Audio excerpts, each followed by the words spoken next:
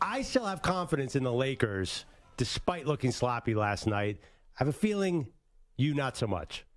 I mean, it should have been a lot easier, no?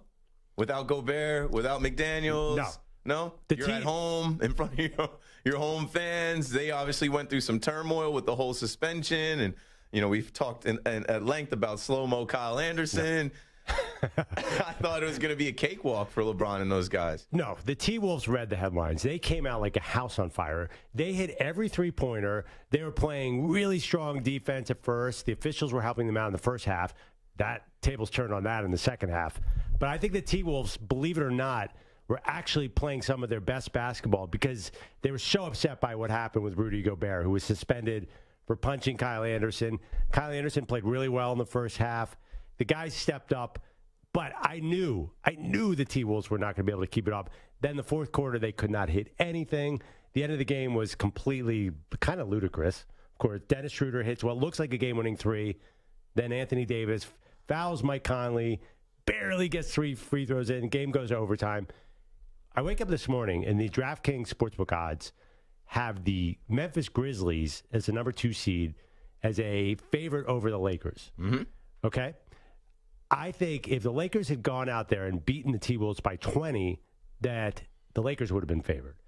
Now, here's the thing. I don't think the Lakers are going to play that badly. They did play badly last night. They were completely sloppy. Their offense came and went, they couldn't cover Cat for the first half, Karl Anthony Towns. But I think if they had won by 20, they would have been favored. And I don't think you should count them out because LeBron is playing himself into shape.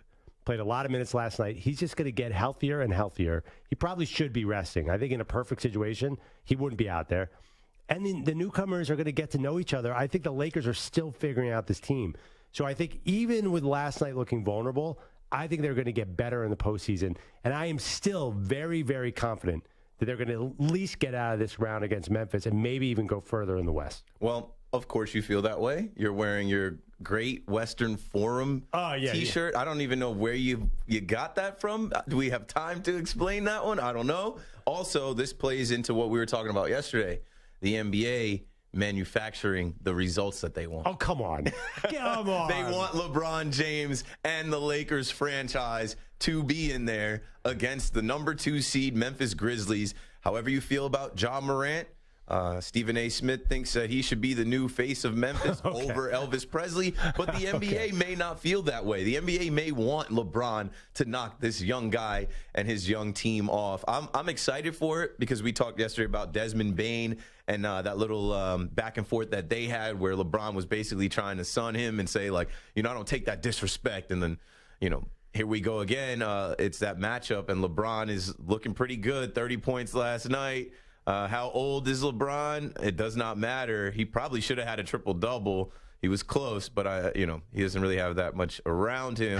AD, 24 points. I mean, it's the Lakers, man. They're playing against a Timberwolves team that was missing their best defensive player in Rudy Gobert and one of their role players in McDaniels. So, all right. Well, the T-Wolves 6-point win for the Lakers. They survive in advance. I went to sleep. I'm the nighttime host at WFAN. There really isn't many nights that I go to sleep earlier than 2 a.m. I had the game on, 10:07. I feel my eyes.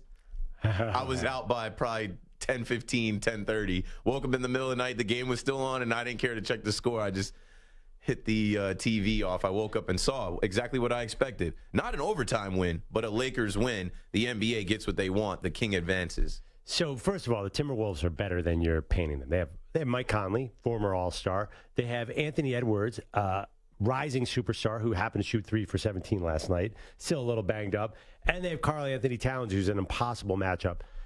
I was laughing. I was sitting on my couch last night watching the game. Kyle Anderson, former UCLA star, of course, was a Spur, was a Grizzly. You reminded me his nickname was Slow-Mo. In fact, I'm not even sure I knew that was his nickname. I know he's from Jersey, near where you're from. He could start his three-point shot. I could go get a sandwich and come back, and the ball is still in his hand and is about to go out of his fingertips. He's the most unorthodox player I've ever seen in the NBA, but he played really well. He was hanging right with LeBron, at least in the first half. It works for him. And I think it's like the league respects how thorough he is in making sure he's got all of his fingertips on the ball before he releases it. But, yeah, it's slow-mo. He plays the game at his own pace, and when you really watch him, He's so like deliberate with every move, and nothing is quick twitch in a league where you got to be fast, you got to be quick. Slow-mo is in a league of his own, playing at his own pace. I love it. Okay, so I'm still have some confidence in Lakers. In fact, I'm willing to put out a bet there. Of course, you can hear us on CBS Sports Radio, Sirius XM channel 158, and you can watch us on YouTube. You can see my bright yellow Great Western Forum T-shirt, which I actually got when I was at the Dan Patrick Show. Big LA crowd there, and I kind of got into it. I am not a Lakers fan, but I still think the West is so wide open, and the Grizzlies are not themselves. I mean, they won't have Steven Adams. They won't have Brandon Clark, key defensive players, and Steven Adams does so much little stuff for that team. You can't tell me, Keith, that Ja Morant is going to be consistently the Ja Morant we know, despite that whirlwind self-improvement tour after he was caught on Instagram with a gun.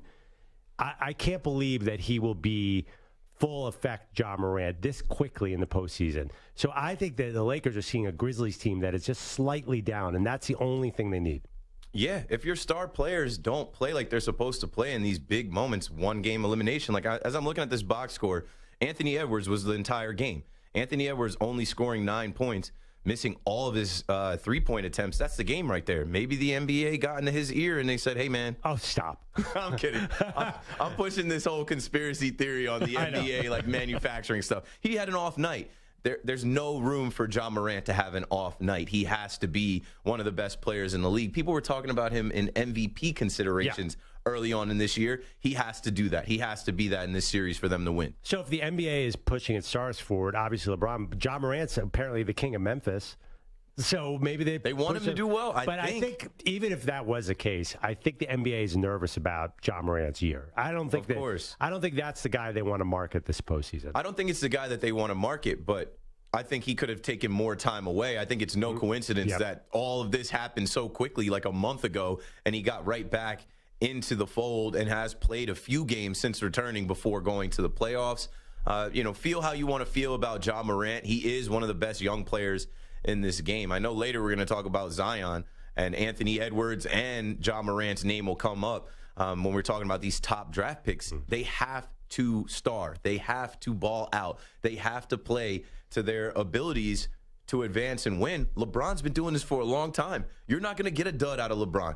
There's no way. You're not. I'm telling you, you can bank on that. You're not going to get a performance from LeBron where he goes 0 from 3 or he has a single-digit scoring night. You're not going to see that. So knowing that you're going to face LeBron, who hasn't had to play that much this year, he's ready to go.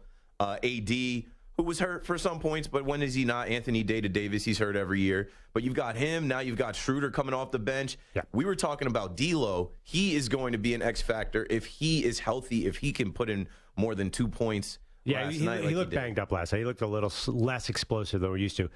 I mean, a side topic. I had a big issue with some of the celebrating last night with the Lakers. Not because they were over-celebrating. So Dennis Schroeder hits what looked like the game-winning three and does the ice water in his veins celebration, points to his veins. That's D'Lo. That is, when I think of that, I'm a Nets fan, and today I chose to wear my Nets shirt because I'm doing this show with a Sixers fan. I'm doing Spike's show later, Rights to Ricky Sanchez You're podcast. You're doing a Rights to Ricky Sanchez? Oh, and I'm doing Clap Your Hands. So I go from your show to 2 more Sixers shows. Yeah. I'm like, I might as well wear this Nets shirt. Of course, I have the sweaty back from coming in. I didn't realize it was 80 degrees when I left with a sweater. I know. I had the same problem. That's why I'm wearing this Lakers T-shirt and not my regular outfit. It's hard to call the weather out here. But the ice in the vein celebration with Schroeder and with LeBron, we laughed about it. Schroeder's doing that, and I guess D'Lo has given him the green light as his teammate. LeBron is doing it, and then you see the shot of like LeBron in the foreground, D'Lo in the background. I also know we're in this TikTok era where these guys celebrate and they pose and they know that the cameras are watching and people are making extra content off of every single thing. So, it's rare to find a guy that acts like he's been there before. So here's my issue with the celebrating. I don't care about Schroeder. I'm not always the biggest fan of him. I think he's been a little inconsistent. But LeBron, I'm a dad. You're about to be a dad, by the way. We'll get into that later. But I'm a dad, and when I try to do the celebrations that the young guys do on the court, it looks super lame. And I'm sorry, LeBron doing the ice water in his veins right after Schroeder did it, kind of looked like a dad trying to celebrate like a young guy. I think LeBron, I follow LeBron on Twitter very closely. He's basically like me. He's a dad who's on Twitter all the time. It just struck me as kind of lame. It was lame. And we laughed about it, and I said, it's LeBron. LeBron needs credit for everything. And LeBron is like, wait, he's doing it? I'm going to do it because I made the pass. I made the assist. So I got ice in my veins for making the play. But can't LeBron come up with something original? All LeBron is doing now is this, the imaginary floating crown. I'm the king. I'm the king of the NBA, king of the universe. Long live the Watch King. Crown me, crown me. Well, kings don't crown themselves, but LeBron is always putting on the imaginary crown now. I was going to tell you, Keith, that imaginary crown motion doesn't really work on the radio, so you explained it, thankfully. I thought about it as I'm like showing you. Anyone listening is like, dead air. But, okay, I'm willing to put it out there. I have more confidence in the Lakers. I'll put any kind of bet out there.